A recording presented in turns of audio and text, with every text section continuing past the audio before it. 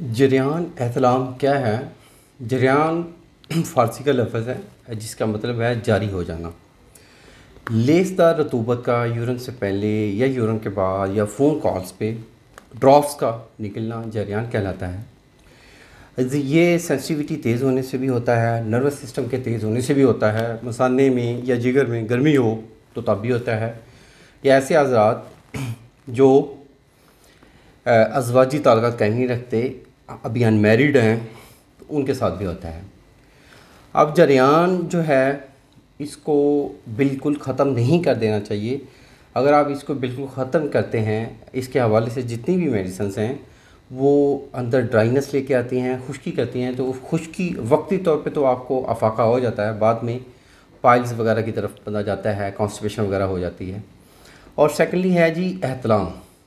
एहतलाम के बारे में बड़ा गलत कंसेप्ट हमारे वर्दीसी में पाया जाता है कि जी एहतलाम नहीं होना चाहिए।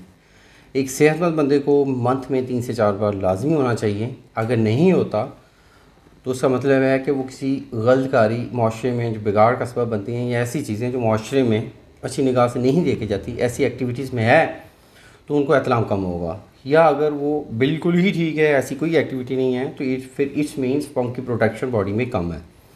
तो एहतलाम 3 से 4 बार नहीं हो रहा तो ये इंशाल्लाह वो मसला भी हल होगा।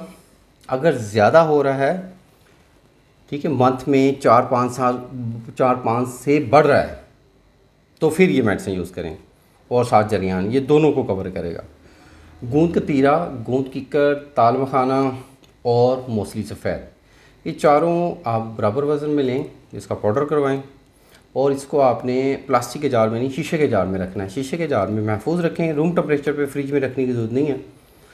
ये वाला सुबह शाम एक छोटा चम्मच पानी के साथ लें। सिर्फ आप 20 दिन इस्तेमाल कर लें, इंशाल्लाह जरियान का मसला हल होगा। और एहतलाम जिनको ज़्यादा होता है तो वो भी मसला हल होगा। अल्लाह आपका हामी नासिर हो। शुक्रिया, जज़ाकल्लाह। अल्लाह हाफ़िज़।